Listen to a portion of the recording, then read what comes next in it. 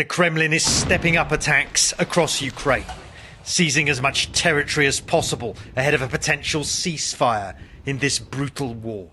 This, as the US president, speaking to the World Economic Forum in Davos, made an impassioned call for peace. Our efforts to secure a peace settlement between Russia and Ukraine are now hopefully underway. It's so important to get that done. That is an absolute killing field.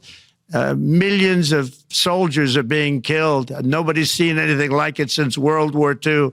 They're laying dead all over the flat fields. It's a flat field farmland, and there's millions of Russians and millions of Ukrainians. Nobody's seen anything like it since World War II. It's time to end it.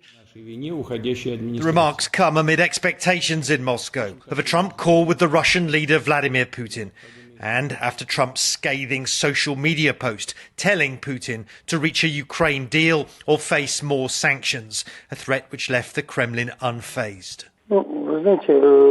We don't see any new elements here, Putin's spokesman, Dmitry Peskov, tells reporters in a conference call.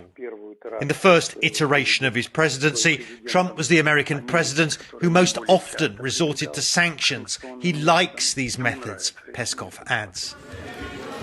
But the Kremlin and the Trump White House have left the door open to a presidential summit to discuss Ukraine's future. Back on the front lines, Russia's special military operation, what the Kremlin calls its conflicts in Ukraine, continues to take an appalling toll in blood and treasure. An early end to the fighting is something that President Trump himself pointed out was in the Kremlin's best interests. I'm going to do Russia, whose economy is failing, and President Putin a very big favour, Trump wrote in his social media post. Publicly, the Kremlin leader insists Russia's economic situation is under control, but indicators like soaring inflation and interest rates suggest otherwise.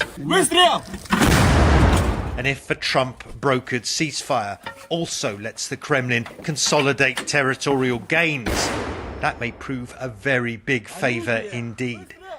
Matthew Chance, CNN Moscow.